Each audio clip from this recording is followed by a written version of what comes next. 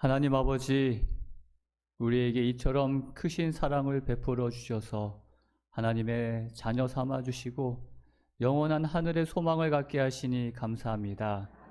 우리를 구원하신 주님께 영광과 찬양을 드리오니 이 시간 우리와 함께하여 주셔서 이 예배를 기뻐 받아 주시옵소서.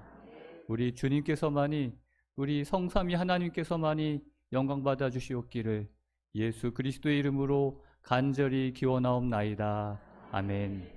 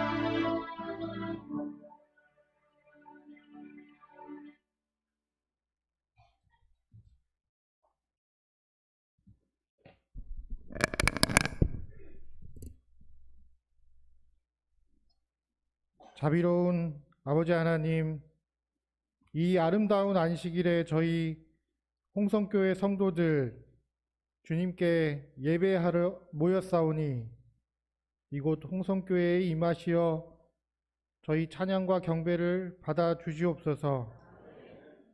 또한 피치 못할 사정으로 이곳에 오지 못하였으나 방송으로 이 예배에 참여하고 있는 성도들에게도 축복하여 주시옵소서.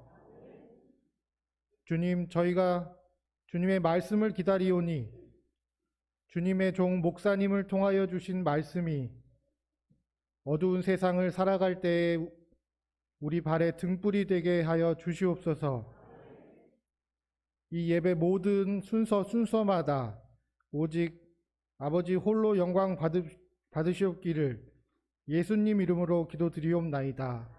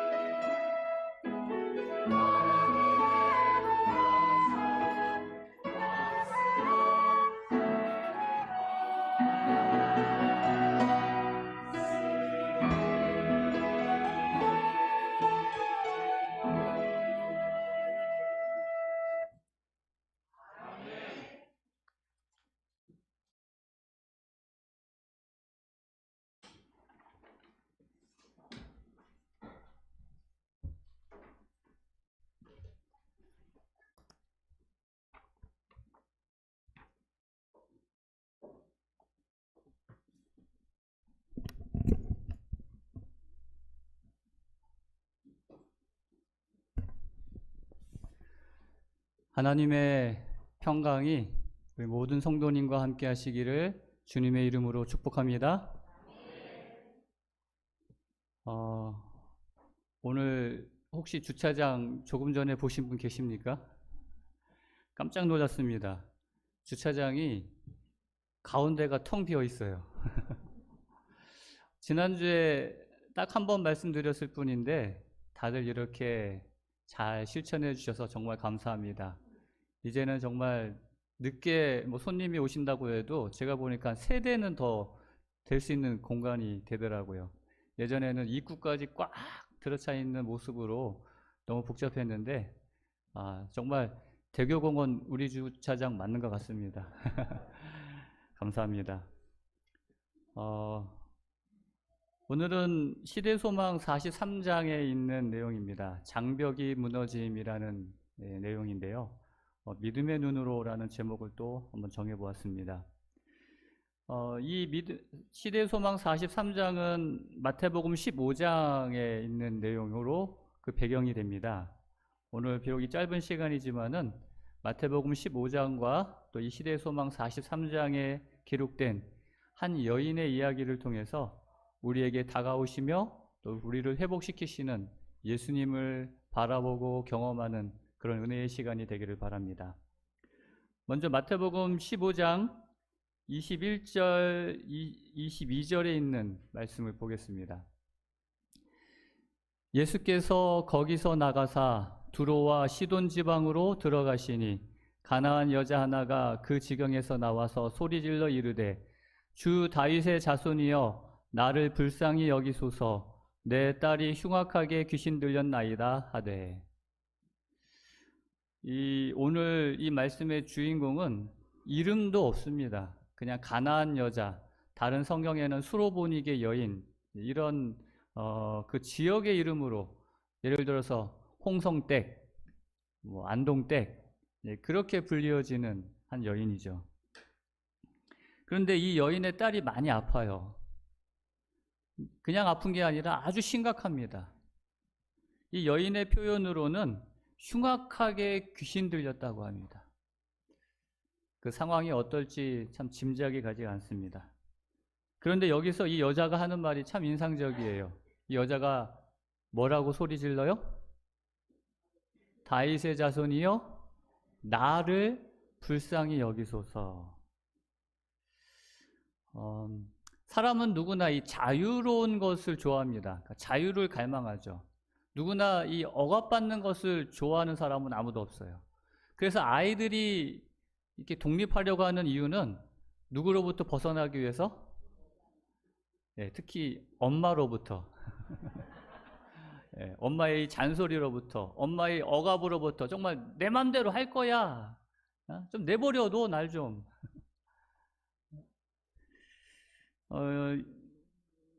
요즘 젊은 사람들 사이에 기피하는 유형이 있습니다. 그게 뭐냐면 꼰대를 참 이렇게 기피한다 그래요. 이 꼰대, 여러분들이 내가 꼰대인지 아닌지를 이렇게 점검하는 여러 이제 유형이 있는데, 혹시 이런 말을 즐겨한다면 여러분은 꼰대입니다. 나 때는 말이야 이러면서. 그래서 그 카카오톡 이모티콘에 꼰대 김부장이라는 이모티콘도 있어요. 정말 이것이 사람들에게 많이 이제 보편화되어 있다는 것이죠. 이 꼰대라는 말은 제가 어렸을 때도 있었어요. 제가 어렸을 때 꼰대 하면은 누구를 이야기하는 것입니까? 우리 옛날에는 아버지 혹은 선생님, 주로 이 나이 많은 이 어른, 이 꼰대가 말이야 하면서 하면은 이제 아버지나 어른, 선생님을 이야기했는데, 요즘은 이 자기의 이 사고방식, 특별히 자기의 그 구태의연한 사고방식을 다른 사람에게 강요하는 사람을 꼰대라고 한답니다. 그러니까 젊은 사람도 꼰대가 될 수 있어요. 요즘 정말 MZ 세대라고 불리는 이 젊은 세대, 이 MZ 세대가 젊은 세대만은 아닌 것 같아요. 밀레니엄 세대라고 하니까 1980년대 후반부터 이렇게 얘기를 하는데, 어쨌든 요즘 사람들, 특별히 젊은 층으로 갈수록 이 구속받기를 참 싫어합니다. 젊은 사람뿐만 아니죠. 어른도 마찬가지겠죠.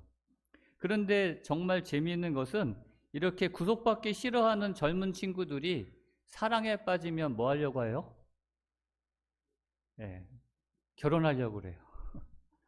물론 요즘 또 세태가 많이 달라지긴 했지만 어쨌든 예, 사랑하면은 그 결실이 이제 결혼이라는 결실을 맺죠. 근데 여러분 결혼하신 분들 여기 뭐 다 경험자이기 때문에 아시겠지만 결혼하니까 어떻게 되던가요? 자유로워지던가요? 네? 간섭이 심해요. 구속받기 싫은데 사랑하게 되면은 스스로 이렇게 구속되어지는 것 같아요. 여기 특히 남자들 결혼하고 나가지고 저는 안 그렇습니다. 여기 뭐 제 아내가 있어서 하는 얘기는 아니고 우리 남자들 특히 아내가 뭐 친정에 뭐 한 2, 3일 갔다 올게 뭐 친구들하고 뭐 며칠 여행 갔다 올게 하면 어때요? 너무 슬프고 그럽니까? 뭐 그 내색은 하면 큰일 나죠. 네. 마음은 한 일주일까지는 괜찮은 것 같아요. 뭐 그 이상 넘어가면 안 되겠지만 하여튼 뭐 잠깐 동안이지만 이게 뭐 계속되는 게 아니기 때문에 예. 어 근데 왜 결혼을 왜 했을까? 그렇게 구속당하고 정말 간섭하고 하는데 참 재미있는 현상이죠. 그런데 더 참 재미있는 것은 결혼하는 것도 이렇게 엄청난 서로에 대한 구속, 이렇게 표현이 맞는 표현인지는 모르겠지만 구속이라고 할 수 있는데 부부가 사랑하면 또 어떻게 돼요? 또 애를 낳아요. 누굴까요? 예, 좀 커서 이렇게 됐습니다. 이제 좀 누군지 얼굴을 알겠죠? 네. 아이고, 참. 하나도 아니고 셋씩이나 이렇게, 이거 참, 진짜 상 줘야 돼요, 진짜. 아기가 나면, 그다음부터 어떻게 됩니까? 아까 좀 전에 보셨죠? 여기 막 앞에 나와 있는데, 엄마 바지, 치맛자락 끄집어, 이렇게 끄댕이 잡고는 안 떨어지려고 하는 거. 아빠가 데려가려고 해도 막 엄마 치맛자락 붙잡고 안 놓는 거. 완전히 이거 진짜 뭐예요, 이거? 구속 덩어리예요, 구속 덩어리. 내 삶을 구속하는 단 한순간도 날 내버려 두지 않는 정말 하루 종일 날 정말 예? 내 마음대로 나를 내버려 두지 않는 근데 그게 뭐 그냥 아이를 키울 때만 끝나는 게 아니라 요즘은 그 아이의 아이까지도 봐줘야 되는 참 재미있는 현상입니다. 그런데 왜 이렇게 할까요? 왜 사랑하면 결혼을 하고 왜 사랑하면 아이를 낳고 이유는 하나밖에 없습니다. 사랑 때문입니다. 사랑이란 이름으로 이 모든 구속을 당연히 받아들이고 견뎌내는 것이죠. 어떻게 보면 사랑은요, 자유가 아닙니다. 사랑은 스스로가 구속당하는 것이에요. 그것이 사랑의 속성이 아닌가 생각을 합니다. 그래서 사랑은 스스로 구속을 자처합니다. 그래서 성경은 그것을 가리켜 구속의 경륜이라고 요즘도 이런 말을 쓰는지 모르겠어요. 이 경륜이라는 말이 사실 잘 쓰는 말은 아닙니다. 근데 저도 이게 무슨 말인가 저도 찾아봤어요. 경륜 했었는데 이게 경자가 이제 글 경자 그 다음에 낚싯줄 윤자라고 합니다. 그래서 어떤 큰 포부를 가지고 어떤 계획을 세우는 뭐 그런 의미를 가지고 있어요. 그러니까 구속의 경륜이라는 것은 구속의 계획. 그래서 영어로는 Plan of the Redemption, 그러니까 구원의 계획이라고 한다는 것이죠. 하나님의 구원의 계획, 구속. 저는 어렸을 때 이 구속하면은 왜 구속을 자꾸 얘기하지? 그렇게 생각을 했어요. 죄진 사람 잡혀가는 구속 있잖아요. 저는 그렇게 생각했는데 그 구속이 아니라 다른 구속이더라고요. 구원할 구자에 속량할 속자. 근데 저는 가만히 보니까 그 구속이나 이 구속이나 같은 의미인 것 같아요. 사랑하게 되면 하나님의 그 큰 사랑은 정말 무한한 자유를 포기하고 그 무한한 하늘을 포기하고 스스로 인간으로 구속되어져서 그렇게 오신 사랑, 같은 의미 아닐까요? 왜 그럴까요? 다른 이유 없습니다. 사랑 때문이라는 것이죠. 자녀를 위한 그 아버지의 사랑, 어떤 희생도 감수하는 것, 그것이 바로 아버지, 부모이기 때문에 그렇다는 것입니다. 다시 이 본문을 한번 보겠습니다. 여기 수로보니게 여인, 가나안 여자가 나오죠. 정말 유대인들이, 이 가나안은 유대 북쪽에 있는 이방 지역이에요. 정말 경멸했습니다. 정말 사람 취급도 안 했고요. 상종도 안 했어요. 완전히 이방 우상 섬기는 이 사람들을 경멸의 눈으로 바라본 그 가나안 여자가 와서 예수님께 소리를 지르는 것이죠. 나를 불쌍히 여기소서. 근데 이 가나안 여자가 그 수많은 사람들이 모여있는 사람들, 군중을 향하여 소리를 지를 때 여러분 부끄럽지 않았을까요? 여러분 남자가 부끄러움을 많이 탑니까? 여자가 부끄러움을 많이 탑니까? 성격 나름인가요? 물론 그렇죠. 뭐 남자도 부끄러움 많이 타는 사람이 있죠. 그러나 대개 여자라고 하기도 그래요. 그냥 아가씨가 많이 부끄러움을 타죠. 다 여자가 다 부끄러움 타는 건 아니고 아가씨가 많이 부끄러움 타는 것 같아요.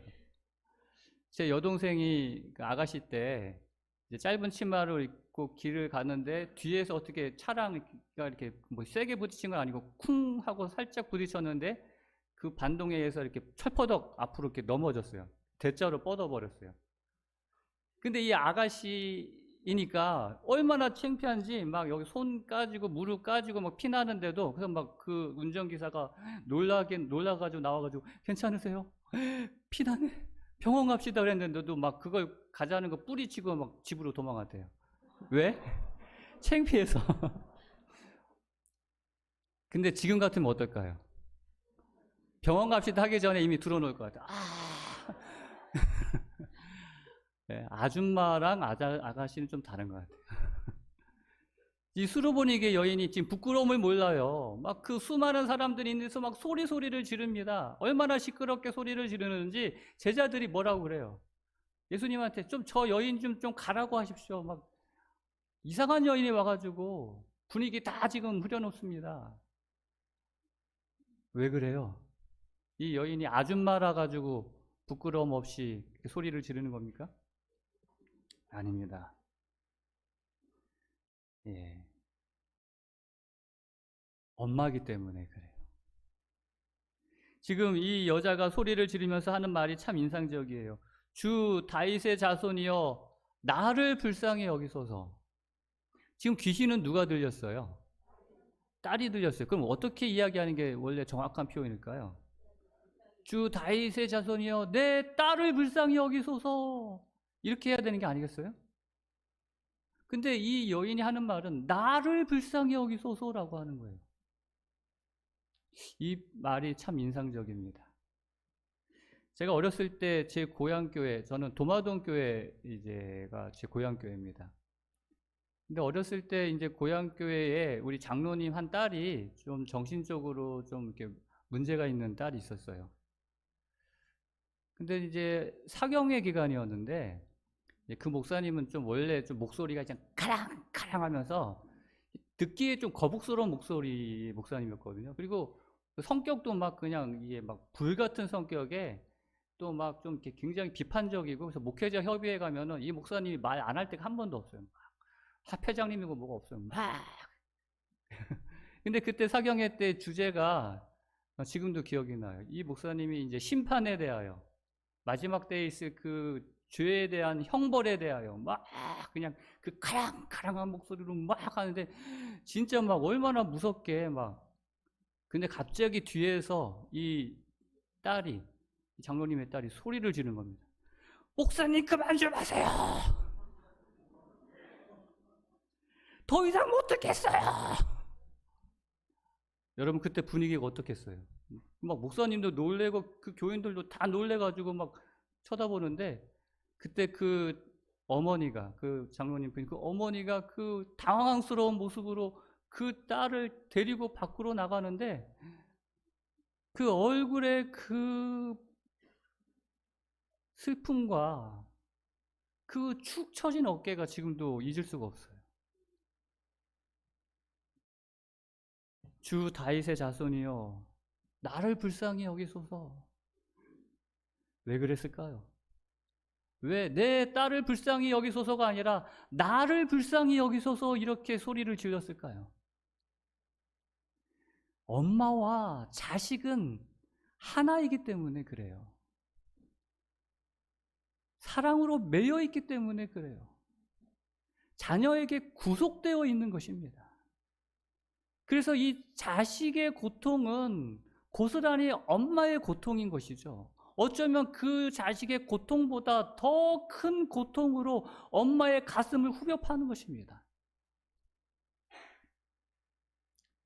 저는 이 수로보닉의 이 가나안 여인의 아픔 속에서 우리 아버지 하나님의 모습을 봅니다. 죄로 말미암아 고통하며 신음하는 그 자녀인 우리들을 보시는, 그 죄로 말미암아 죽을 수밖에 없는 그 자녀인 우리를 보시는 아버지의 마음이 어떨까요? 더 큰 고통으로, 더 큰 아픔으로 우리 아버지 하나님께서 가슴 아파하시는 것이죠. 왜냐하면 그 아픔이 바로 우리 아버지의 아픔이었기 때문에 그래요. 시대의 소망은 이 여인에 대하여 근데 이렇게 이야기를 해요. 그리스도께서는 이 여인의 사정을 뭐 하셨다고요? 아셨다. 여러분, 우리가 매주 이제 시대의 소망을 한 장씩 읽고 묵상하는데, 여러분 그냥 읽고 넘어가시면 안 돼요. 그 말씀을 읽으면서 거기에서 누구를 보아야 돼요?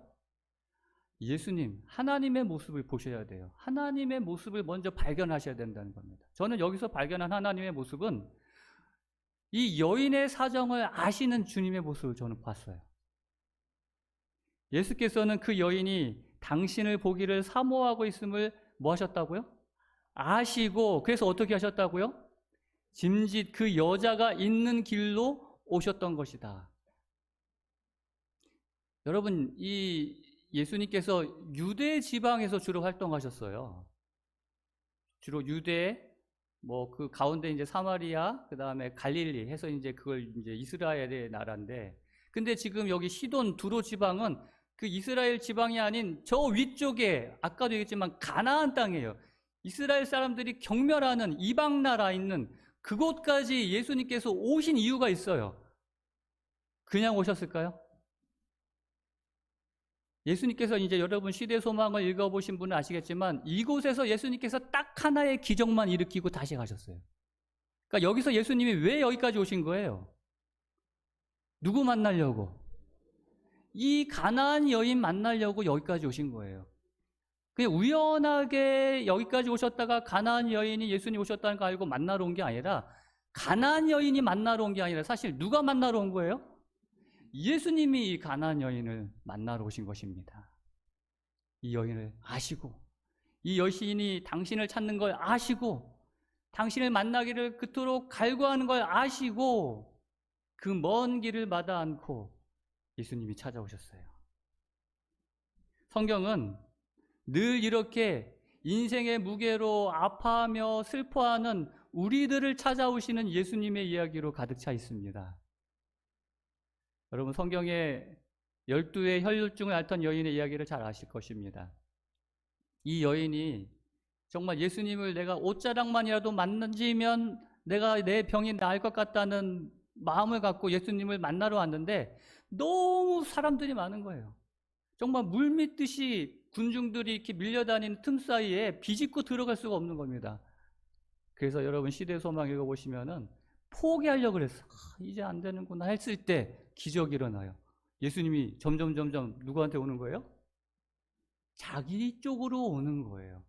그래서 이 여인이 예수님의 옷자락을 만질 수 있었지. 그래서 거기도 보면 예수님이 일부러 누구에게로 오시는 거예요?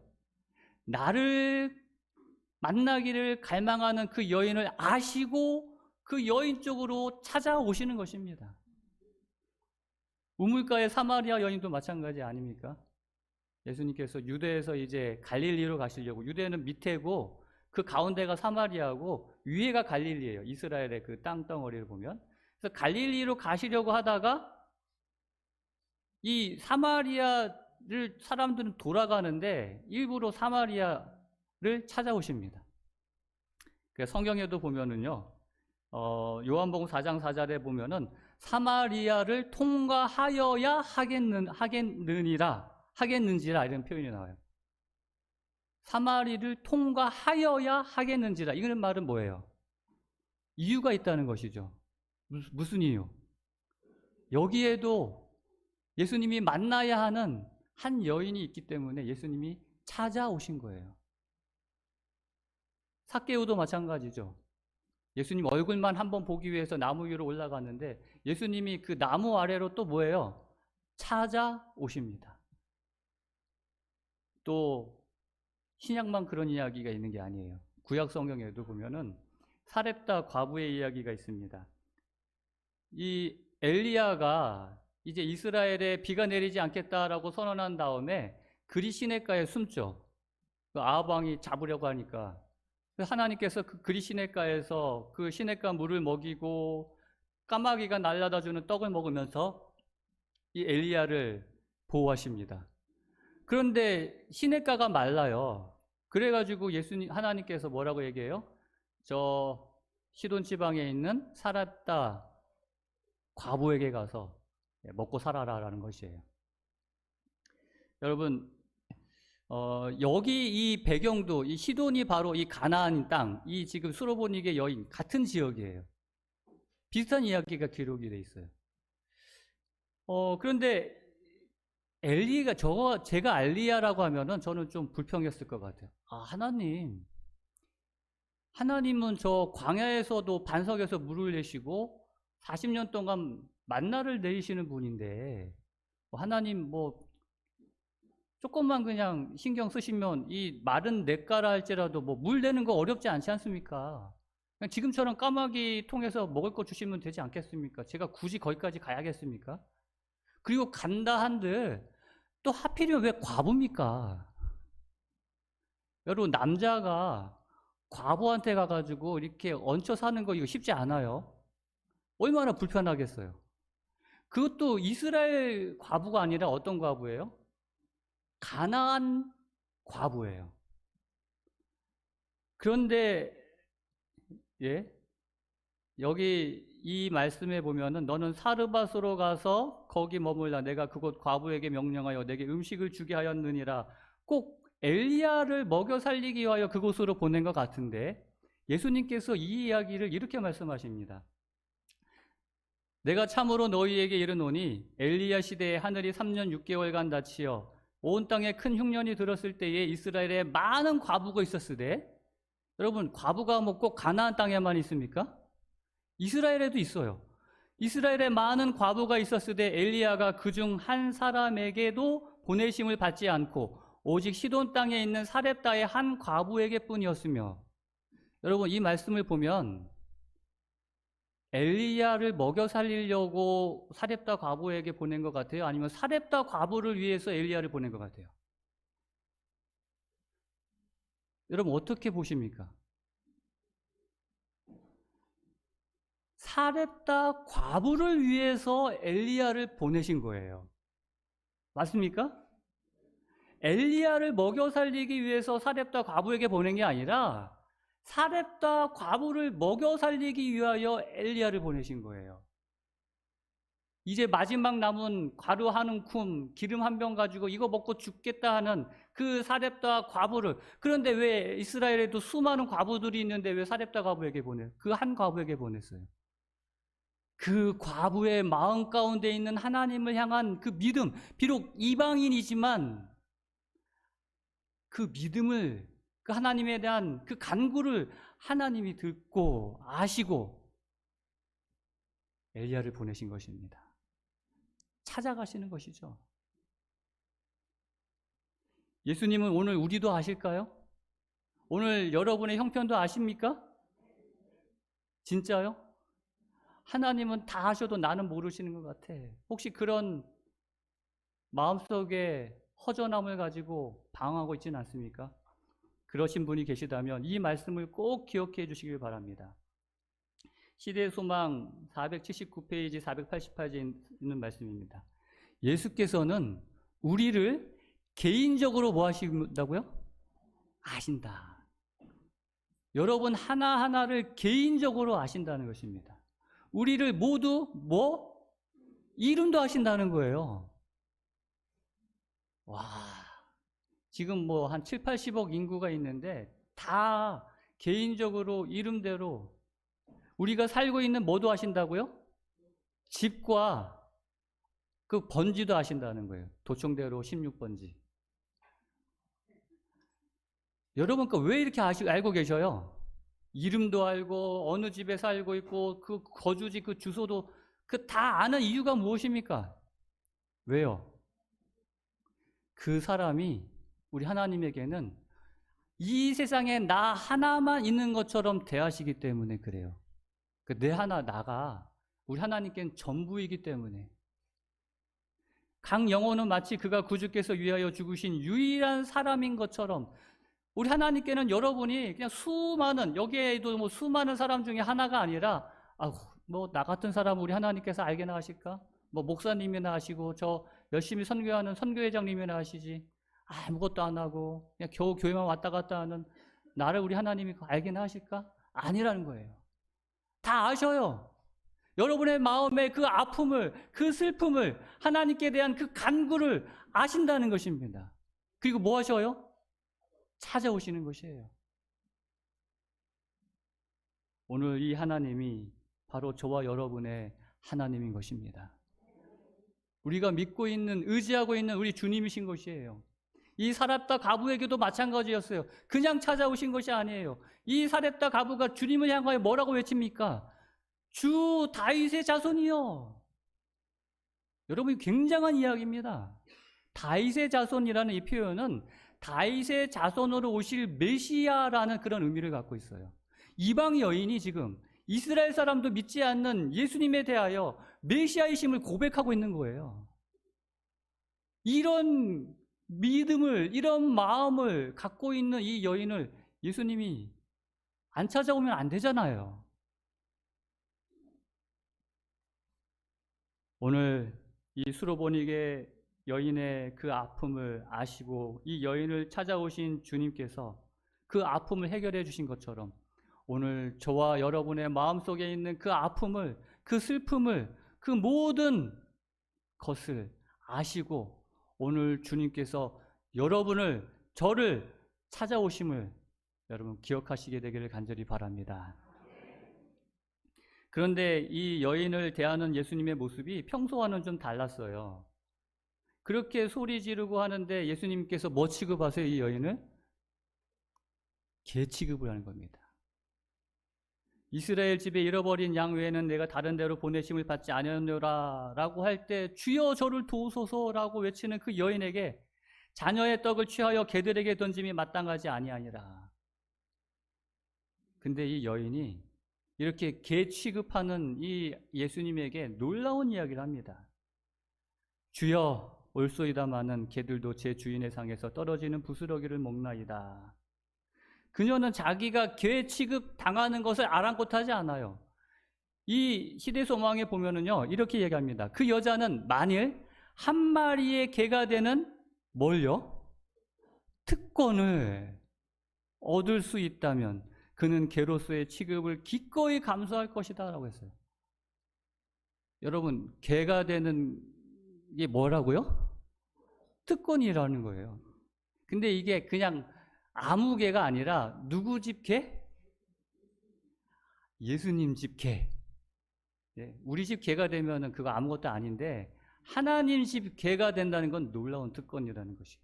그 부스러기 은혜만 있어도 나는 감사하다는 것이에요. 여러분들도 개가 되길 원하십니까? 저 같으면 못하겠어요. 그러나 일반 개가 아니라 하나님의 집에 개가 된다면 그건 정말 감사한 일입니다. 시편 기자는 이렇게 고백하죠. 주의 궁정에서의 한 날이 다른 곳에서의 첫날보다 나은즉 악인의 장막에 사는 것보다 내 하나님 성전 문지기로 있는 것이 좋사오니. 하나님 성전에 그냥 일원이 아니라 그냥 문지기만 돼도 난 좋다는 거예요. 하나님 집, 난 개만 돼도 감사하다는 것입니다. 이건 내게 놀라운 특권이라는 것이에요. 지금 이 믿음의 고백을 이 여인이 하고 있는 것입니다. 여러분들도 그렇습니까? 에이, 개가 뭐야, 개가 그냥. 나네! 하고 그냥 뿌리치고 나가시겠습니까? 이 여인의 이 믿음을 보시고 주님께서 말씀하시죠. 이에 예수께서 대답하여 이르시되 여자여 내 믿음이 크도다. 내 소원대로 되리라. 내 믿음이 크도다. 여러분 성경 예수님께서 하신 말씀 가운데 믿음과 관련하여 내 믿음이 크도다라고 말씀하신 경우가 얼마나 있을까요? 여러분 예수님이 내 믿음이 크도다를 더 많이 했을까요? 내 믿음이 작도다를 더 많이 했을까요? 예? 내 믿음이 작도다가 훨씬 많이 나와요. 특히 누구들한테? 제자들한테 여러 번 이 믿음이 작은 자여 여러 번 이렇게 이야기하십니다. 근데 내 믿음이 크도다는 제가 알기로는 두 경우밖에 없어요. 이 수로보니게 여인과 또 한 경우는 로마 백부장. 다 이방인들에게 그렇게 얘기했어요. 내가 이스라엘 중에서도 이만한 믿음을 보지 못하였도다. 주님께로부터 이렇게 큰 믿음을 갖고 있다라고 칭찬받으면 정말 좋겠습니다. 이 믿음이 작은 자여가 아니라 내 믿음이 크도다. 이 믿음을 가질 수 있었던 것은 예수님께서 보이시기에 그 냉대가 있었음에도 불구하고 꺼지지 않는 그런 끈기 있는 믿음이 있었기 때문입니다. 뿐만 아니라 개 취급을 당해도 한없이 자신을 낮추는 그것을 당연한 것으로 받아들이는 겸손한 믿음이 있었기 때문에 그렇습니다. 뿐만 아니라 정말 그 거절과 냉대 속에서도 더욱 강해지는 포기하지 않는 그 믿음이 있었기 때문에 그렇습니다. 그래서 주님께서는 이 여인의 믿음을 가리켜 무슨 믿음이라고요? 큰 믿음이다라고 이야기하는 것입니다. 그렇다면 여러분, 저와 여러분들도 큰 믿음 갖고 싶지 않습니까? 어떻게 하면 이런 큰 믿음 가질 수 있을까요? 시대의 소망 401페이지에 있는 말씀 보겠습니다. 예수께서는 대답하지 않으셨지만 그 여인은 믿음을 잃지 않았다. 이 여인이 이렇게 큰 소리로 막 부르짖었을 때 대답 안 했을 때 믿음 잃지 않았다는 겁니다. 열성이 부족한 간구자였더라면은 개 취급당하는 이 대답을 듣고 낙심하였을 테지만 그러나 이 여인은 그것이 자기에게 기회였다는 것을 알았다는 거예요. 비록 냉담하게 거절하는 예수님의 그 음성이었지만 그 표면상의 거절, 그 이면에 말로는 안 되라고 하지만 그 이면에 감출 수 없는 예수님의 그 여인을 향한 긍휼하심을 이 여인은 믿음의 눈으로 볼 수 있었던 것이에요.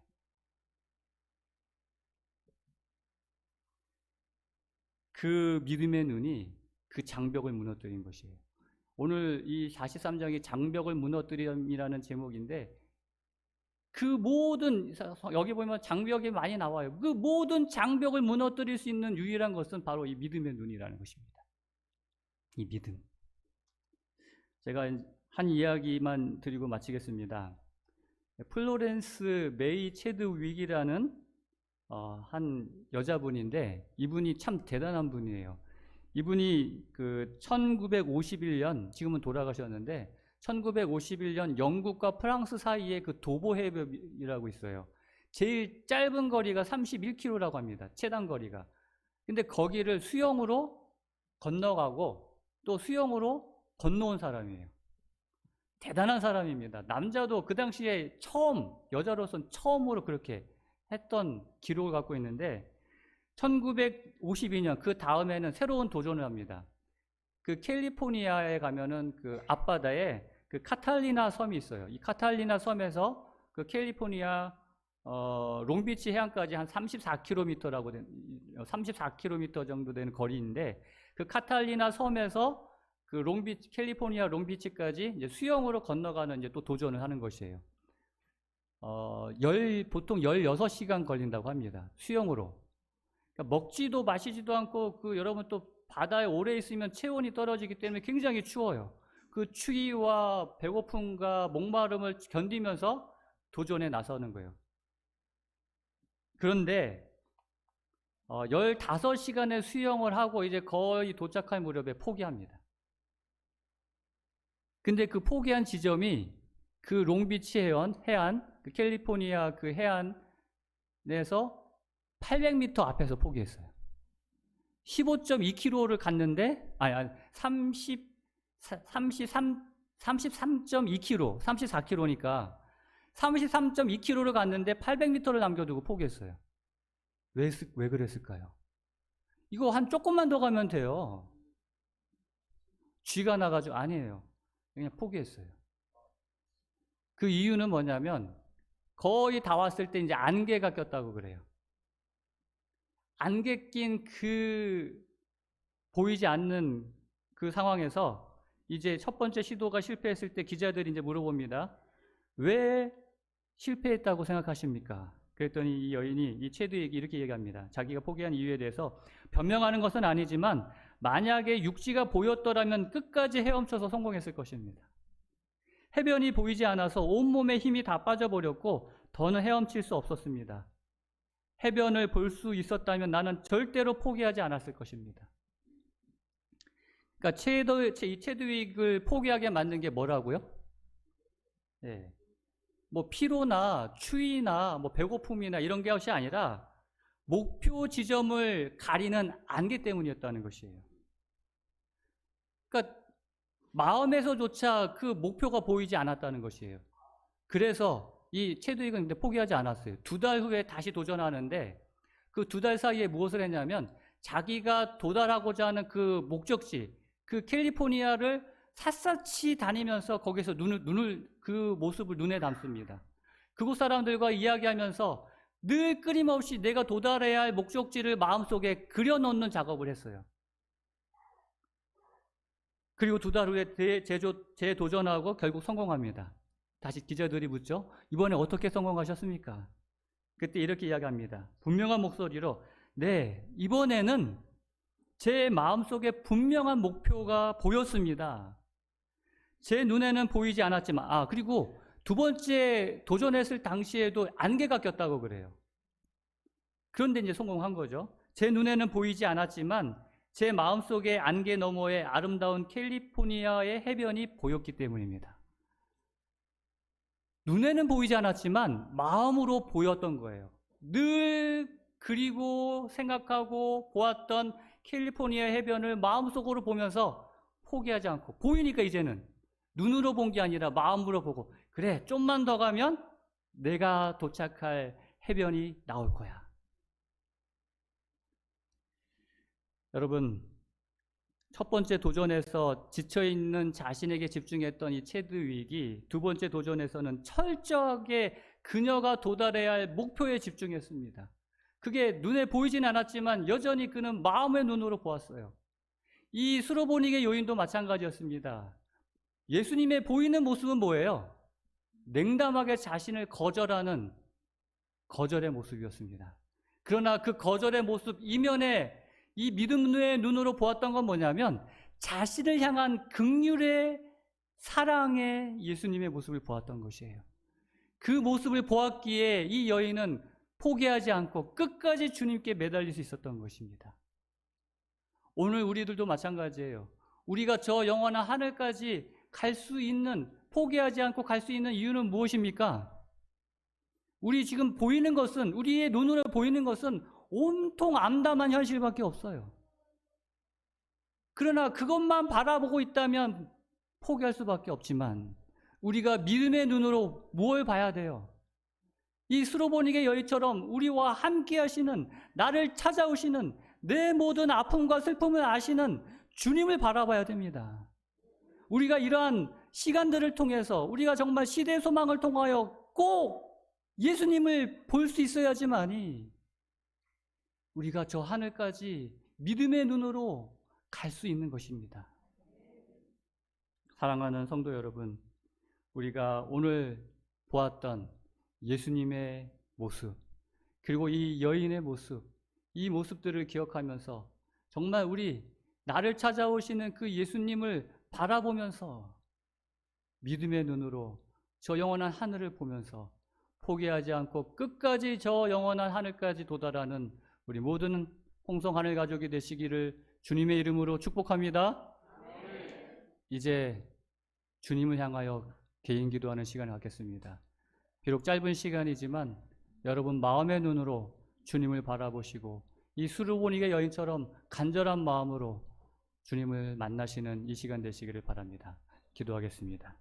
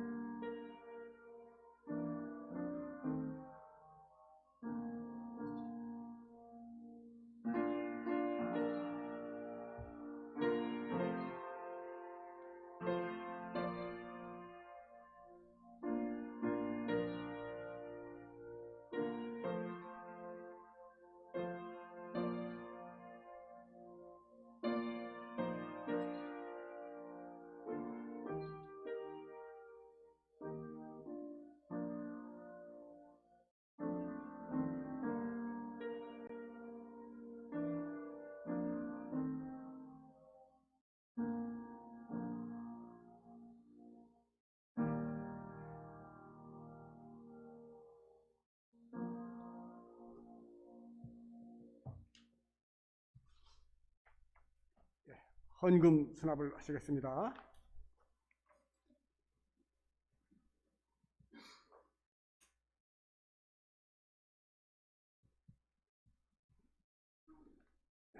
헌금에 관한 권면의 말씀입니다. 그들에게 이르시되 상과 모든 탐심을 물리치라. 사람의 생명이 그 소유함에 넉넉한 데 있지 아니하니라 하시고 누가복음 12장 15절에 있는 말씀입니다.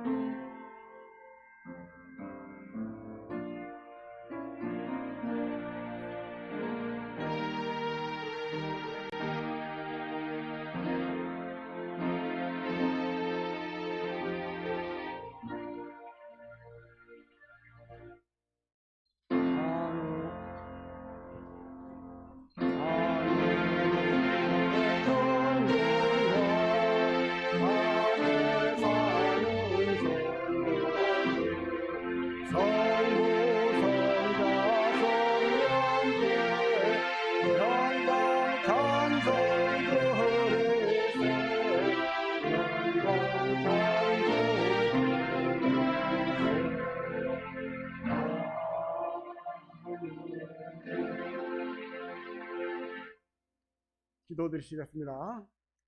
하늘 위에 계신 우리 아버지 하나님, 오늘 우리 모든 성도님들 우리 창조주 하나님을 인정하고 또 말씀과 규례에 따라서 이 안식일을 지킬 수 있도록 축복하여 주셔서 감사합니다.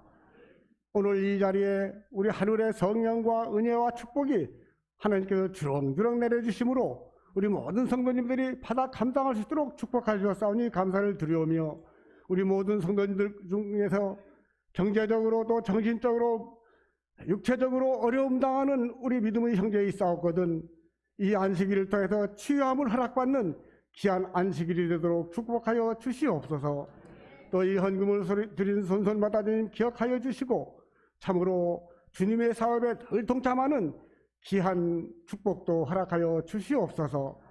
이 헌금이 쓰여지는 곳에 영원히 돌아올 수 있도록 이 헌금을 쓰는 손의 주님 축복하여 주시옵기를 예수님의 이름으로 기도드리옵나이다.